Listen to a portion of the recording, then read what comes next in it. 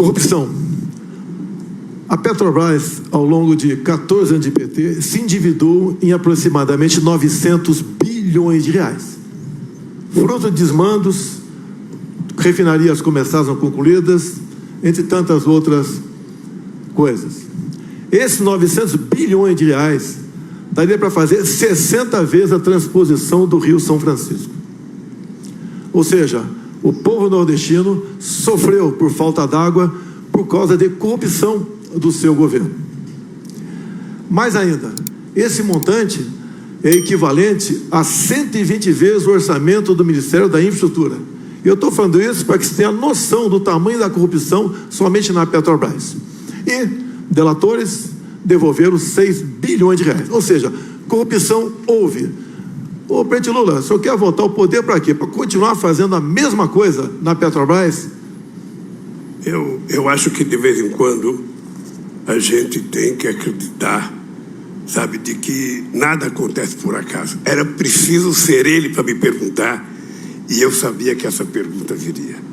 Eu acho que isso é importante porque as pessoas precisam saber de que inverdades não vale a pena na televisão. Citar números que são mentirosos também não compensa na televisão. Aqui é importante a gente citar o seguinte, tá? Não teve nenhum presidente da República que fez mais investigação para que a gente apurasse a corrupção do que nós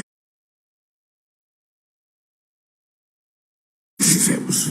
E é importante deixar claro que nós fizemos o portal da transparência, a fiscalização da TGU, a lei de acesso à informação, a lei anticorrupção, a lei contra crime organizado, a lei contra a lavagem de dinheiro, colocamos a AGU no combate à corrupção, fizemos o COAF funcionar e a movimentação bancárias atípicas.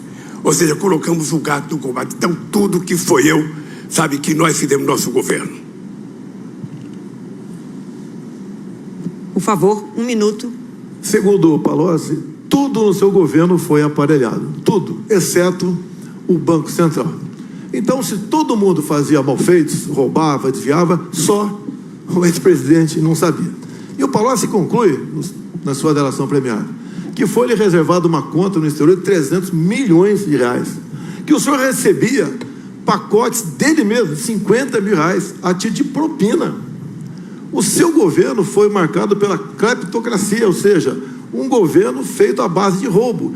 E essa roubalheira era para conseguir apoio dentro do parlamento.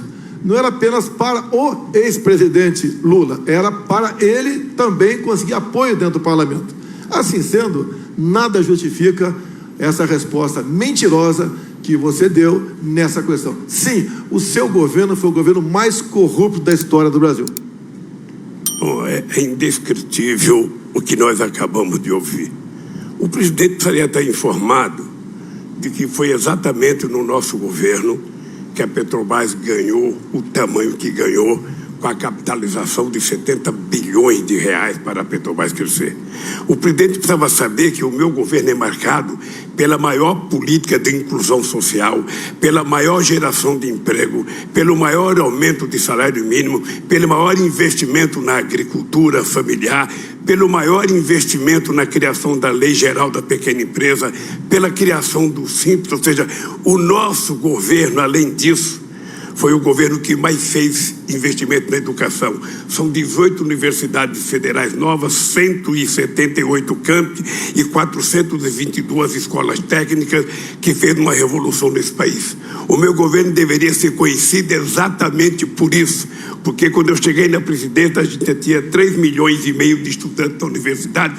Quando eu saí da presidência, a gente tinha 8,5 milhões de pessoas na universidade. É exatamente isso que é a marca do meu governo. 51 milhões de hectares de terra disponibilizado para efeito de assentamento de pessoas nesse país.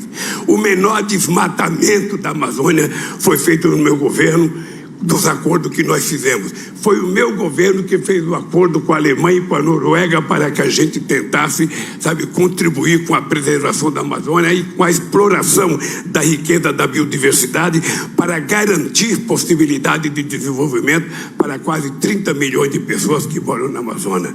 Foi o meu governo que deu cidadania ao Brasil nas suas relações internacionais. Nunca antes na história do Brasil, o Brasil foi tão respeitado no mundo, respeitado pelos Estados Unidos, respeitado pelo Chile, pela China, pela Rússia, pela Índia, respeitado pela União Europeia.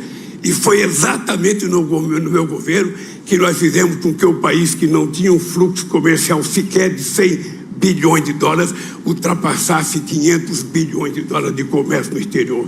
Esse país, que era um país que, quando eu deixei a presidência, estava crescendo a 7,5%.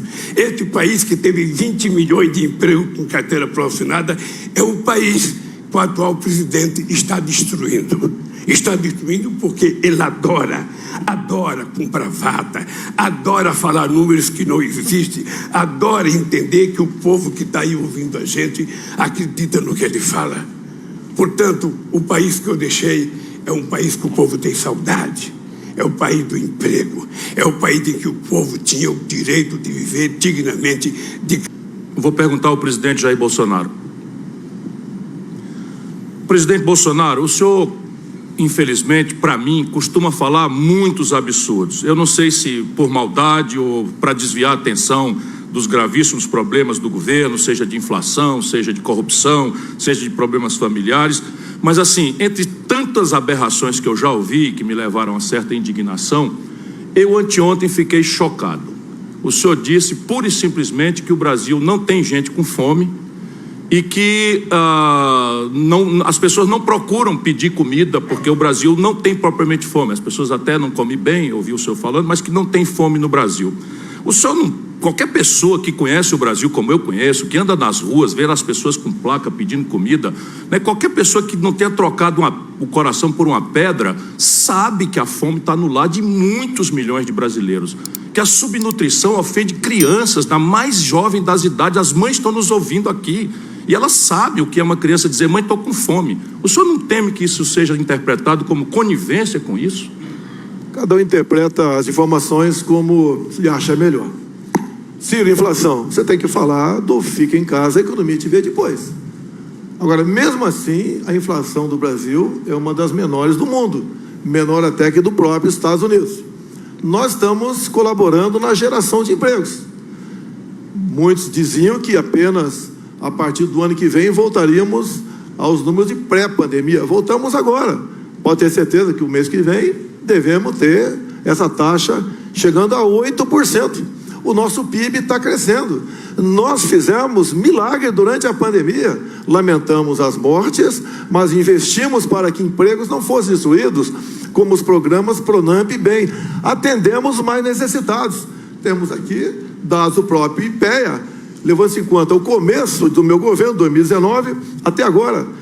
No mundo, o número de famílias na extrema pobreza cresceu e no Brasil diminuiu, passou de 5,1 milhões para 4 milhões. Ou seja, nós atendemos aos mais necessitados. Foi o meu governo que negociou o ano passado passar em média R$190 o valor do Bolsa Família para no mínimo R$400. Foi o meu governo, contra o voto do PT na Câmara. Foi o meu governo que, junto ao parlamento, fez diminuir o ICMS dos combustíveis, contra o voto dos senadores do PT no Senado. E o meu governo, no corrente ano, entre outras coisas, deu mais R$200 para o Auxílio Brasil até o final do ano. E já está garantido com a equipe econômica que esse valor será definitivo a partir do ano que vem. Ou seja, o meu governo atendeu os mais necessitados. Esses mais pobres que estão passando necessidade, alguns passam fome, sim, não nesse número exagerado. Querer fazer demagogia com números aqui fica complicado. Aí isso é inadmissível. E diz o próprio dados do IPEA que, por exemplo, quem ganha até 1,9 dólares por dia está na linha de pobreza. 1,9 dólares são R$10. E o Auxílio Brasil paga R$20. Quem, porventura, está abaixo da linha de pobreza, deve ter gente, sim, passando nessa, sim, é só se cadastrar que vai passar a ganhar, então, o Auxílio Brasil de R$600. Ou seja, é um governo que tem um olhar todo especial para os mais pobres. Demos R$600, 3 vezes maior do que o PT dava lá atrás com o Bolsa Família. E lá atrás era em média R$190 e em valores corrigidos, onde tinha família ganhando R$80 por mês. Nós passamos no mínimo 600 e aquela mãe que tem filho e está sem marido, ela pode passar para R$1.200. Lá atrás, quando se conseguiu emprego, perdia o Bolsa Família. No meu governo, não perde o Auxílio Brasil. Ou seja, um governo que atende aos mais necessitados, que procura incluí-los. Não esqueçamos que 38 milhões de pessoas perderam tudo durante a pandemia porque foram obrigados a ficar em casa. E pagamos auxílio emergencial para 68 milhões de pessoas no Brasil. Um governo que pensa nos mais pobres, pensa naquele que passa fome e procura melhorar a vida deles, mesmo tendo contra ele, dentro da Câmara do Senado, partidos como PT, PCdoB, PSOL, entre outros. Então, Ciro, com todo respeito, nós fazemos a nossa parte, temos sim colaborado para que essa chaga seja afastada. Agora, dá uma olhadinha como é que seu PDT votou na Câmara essas propostas de reduzir o imposto dos combustíveis e aumentar o Auxílio Brasil. Eu considero uma verdadeira aberração termos à testa da administração nacional brasileira, né, um presidente que desconhece. A Rede Pensão é uma das instituições mais respeitadas do mundo. São números recentes, 33 milhões e 100 mil brasileiros estão passando fome. 125 milhões de brasileiros, você está nos ouvindo aí, não comeram as 3 refeições. Só 1 de cada 4 crianças no Brasil fazem 3 refeições.